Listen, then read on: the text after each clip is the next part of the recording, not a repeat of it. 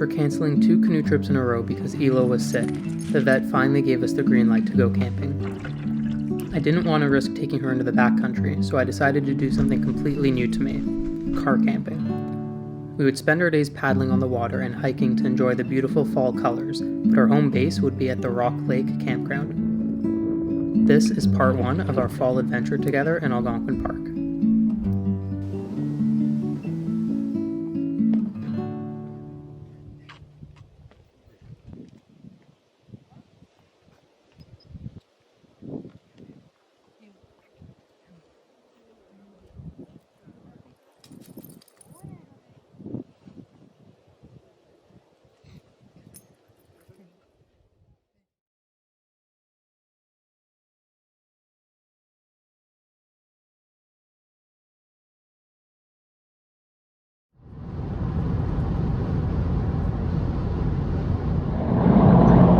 Good morning. It's Friday, September 30th. I'm going to Rock Lake Campground. It's the first time ever that I'll be car camping instead of going into the backcountry. Colors are, I think, around 60% right now. By the time I leave on Sunday, they'll probably be 70 or 80%.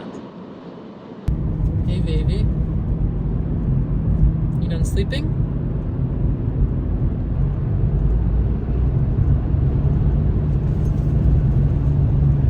Back to sleep she goes.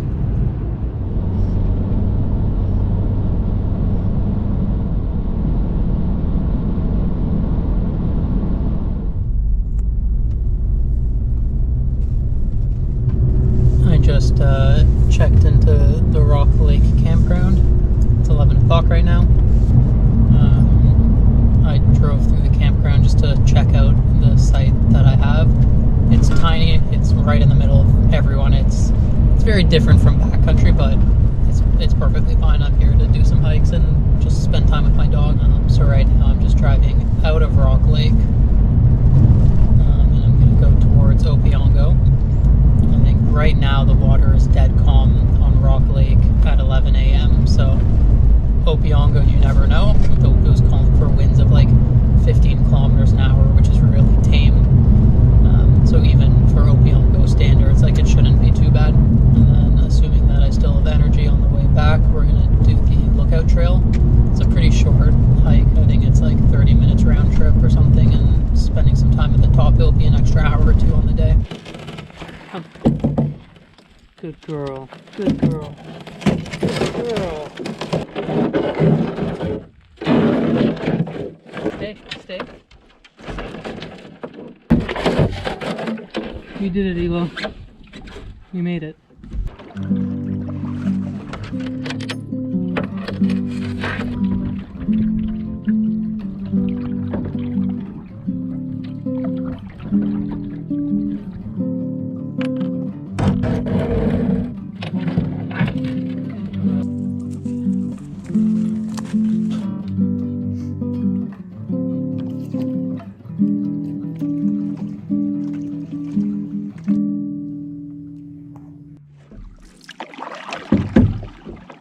What a calm day on Lake Opiongo.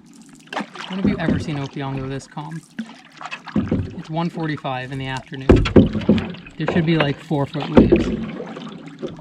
And it's hot out, like, oh my god, it's September 30th and it's 17 degrees. I need to take my sweatshirt off, it's hot. Oh. Couldn't ask for a more perfect day. 17 degrees, sunny, not a cloud in the sky, barely any wind, just a little breeze. So we just paddled from the start of Opiongo up towards Bates Island, and we pretty much stopped once we got to Bates Island. We checked out, I think, 6 or 7 campsites on the east shore, and now we're turning around before getting to Bates Island, and we're going to go to the west shore and follow it down and check out a couple campsites there. Probably be back at my car at like 2:30, 3. We'll probably go do the lookout trail quickly. It's a short little trail. Once we're done the lookout trail, we're just going to relax at the campsite and be lazy for the rest of the night. So, push forward for now, right, Elo? Oh boy, what a beautiful day.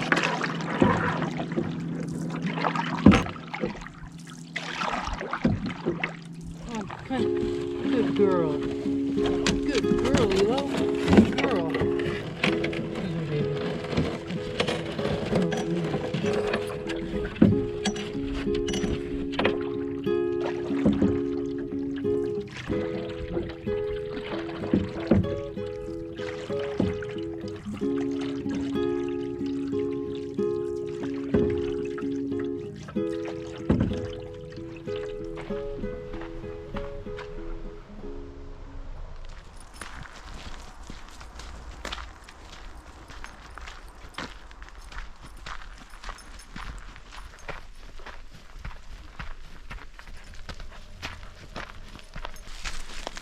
I'm hiking the Lookout Trail.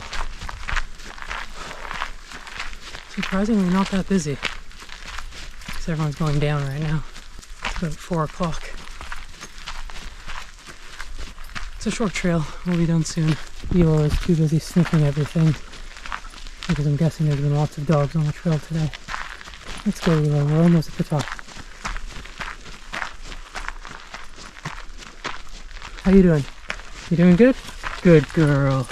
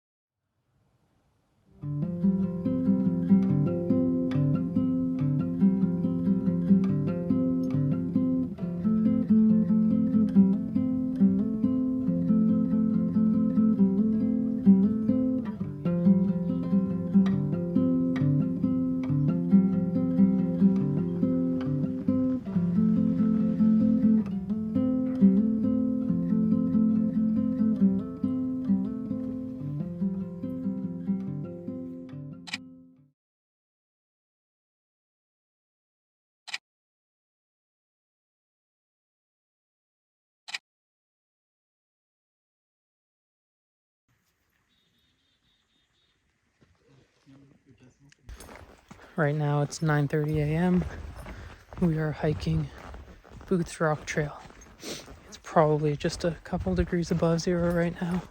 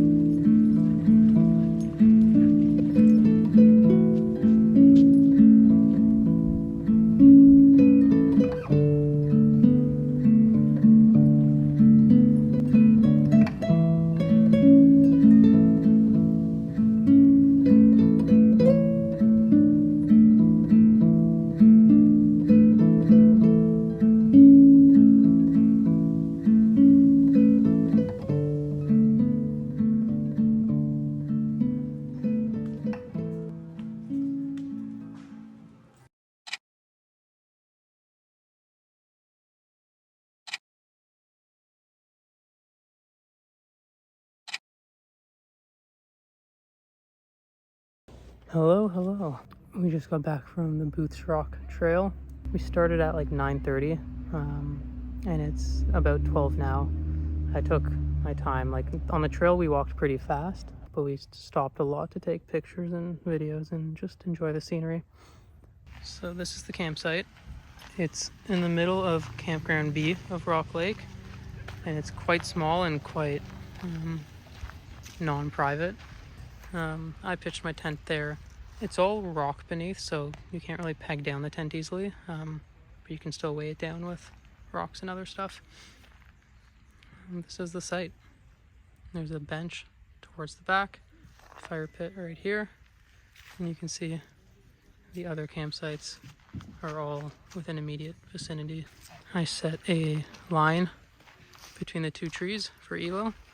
I have a 50-foot rope, 6mm, I believe, maybe 7mm, and it was actually just too short for this tree. So you see I had to actually just tie a second rope to extend it, just because the 50 feet was just barely too short. So I tied another rope. Normally I wouldn't need to do this. And I have this adjustable knot so I can tighten it as she kind of tugs on it and it loosens. And then I have this swivel carabiner. The swivel is the most important part. This little piece is the swivel, because that means it just helps stopping it from tangle and friction as it slides along, so it slides super easily. As you can see, she can run and it won't slow her down. And then basically on this end of the carabiner, you just attach whatever leash you want. So if I was in the backcountry and I was using this setup, I would use like a 20, 30, or 50-foot leash so that she has a massive radius.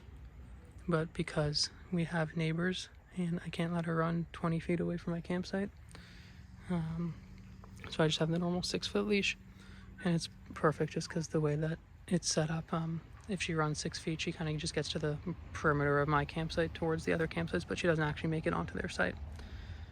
So that's it. So it's a great system. There are ones that you can buy from like rough wear called Not a Hitch. It's literally the exact same thing. They just charge 3 times as much. Like they're literally just giving you a swivel carabiner and either a 6 or 7 millimeter rope. So it's literally no different than just going to Mech or Amazon, buying the stuff yourself. The only difference is they have it set up in a way that you don't need to know how to tie any knots. But if you do know how to tie just the most basic of knots, then you can save yourself the money and just buy a rope and swivel carabiner. Right, Elo? You like the system? She's pooped. We're just leaving the Rock Lake campground onto Whitefish Lake.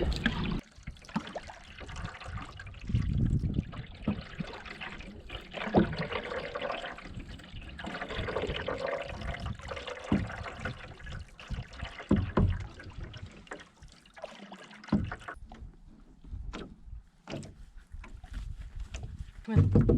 Come in. Good girl. Good girl, Elo. Elo. Sit. Good girl. Good girl. Stay. Okay, good girl.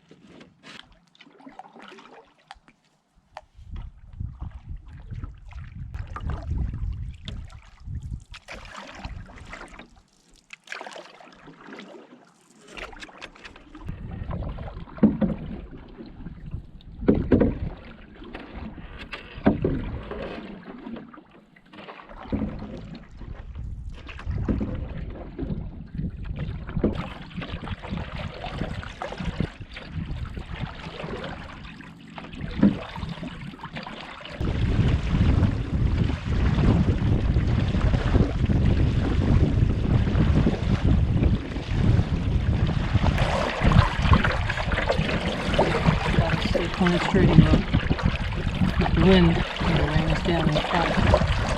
We just checked out one of the campsites on Whitefish. On the way over there, the wind started to pick up. It was a very strong headwind. And then Elo started whimpering in the canoe. But based on the fact that this whole trip was modified because she's had tummy issues, to put it gently, that whimpering really scared me, and we were in the middle of the lake. It would have been quicker to keep going forward against the headwind to find a site to land at versus turning around and going back. So that's what we did. We kept going forward. I found the site on the map, the one just north of the island on the point, but I didn't see the orange marker, so we landed anyways. So we just spent 5 minutes there. The site has clearly been decommissioned. The fire pit is no longer a fire pit. You can see the rocks, but the inside of it is covered up. The trail to the thunderbox is overgrown and the thunderbox has been filled. So yeah, it's clearly no longer a site. And the island has 2 campsites on it, which on the map that I was using, Jeff's map, the most recent Jeff's map from 2015, it only shows 1 site. So clearly that map is 7 years old. So now there's 2 campsites on the island and 1 campsite on the west shore. Now we're heading back to the campground, and the wind is still coming and going in gusts. It's a tailwind now, but because she's sitting at the front and because I don't have any gear in the boat is very front heavy with me in the middle and then her and my bag in front of me at the front. So the wind is trying to spin us around. So every time there's a gust of wind and we're not pointing exactly straight forward, it tries to swerve us around. So it's a lot of energy to keep us straight. Now I'm just paddling lightly with the tailwind when I can, and when there's a gust and I need to paddle hard to keep us pointing straight, that's what I do. If I had thought about it, if I wasn't so tired, then I would have thought to add some rocks or wood in the back of the boat, but I didn't think about it. We'll be back at the campground probably 20 minutes. I think it's around 3 o'clock now.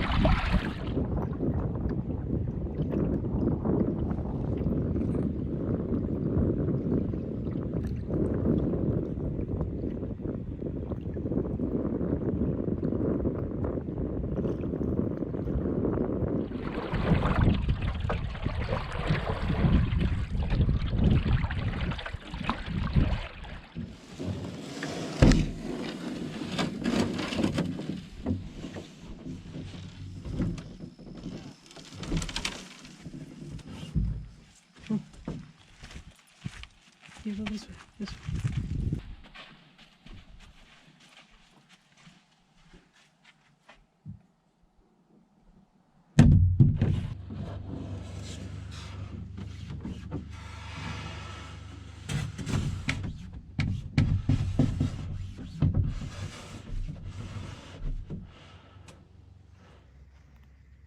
Elo, stay.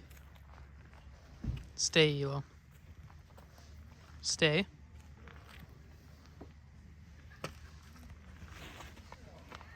Elo, stay. Take it. Good girl.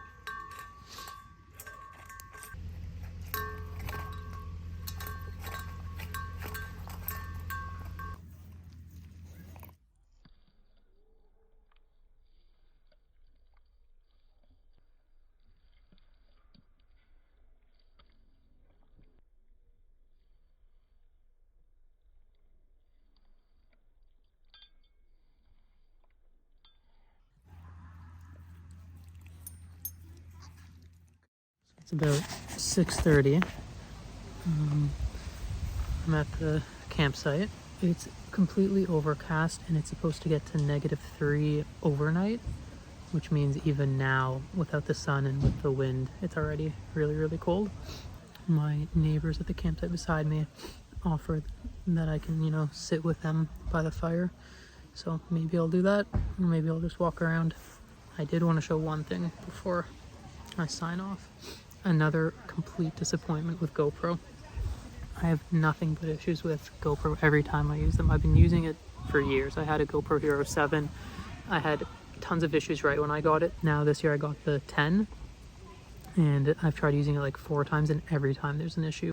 Now this time the battery compartment got jammed. So normally how it opens is you pull this down and then it unlocks and it flips open that way and it swings open and you put the battery in, out, whatever, and then you pull it down. You pull this down and it clips into the bottom here. So I did it the same way that I always do, except for some reason it is stuck in the open position and it's not clipping in. And now it's just completely stuck and you can see it's warped here. Basically trying to pull it down, trying to squeeze it out. It's just jammed in every position. So luckily I have my GoPro Hero 7 with me that I've been using since this jam happened. But yeah, just disappointing to say the least. You can see it.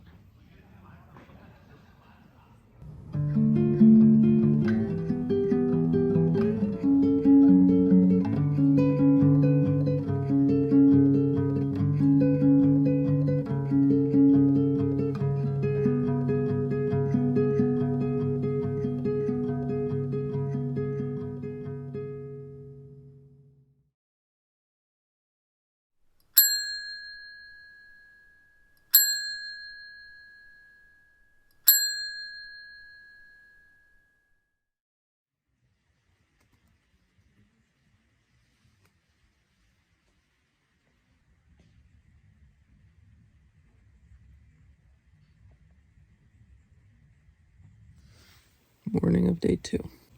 Morning of day 3, I mean. We're heading home today. She's just sleeping right beside me. Good morning. It's very cold. It was, I think, -3 overnight. And it's now about 7 a.m.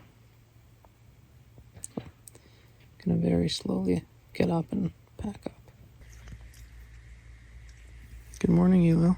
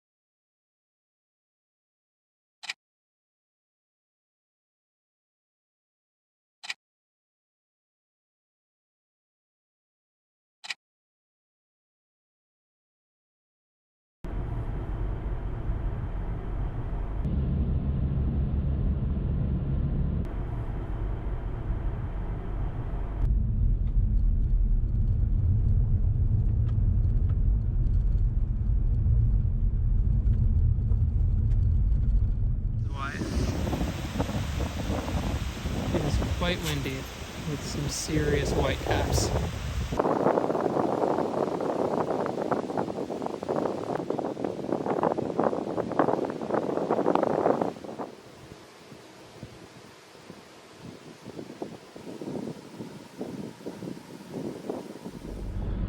So we're at Canis Bay Campground.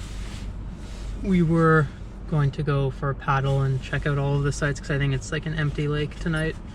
But we got here and it's just ridiculously windy. It's freezing cold.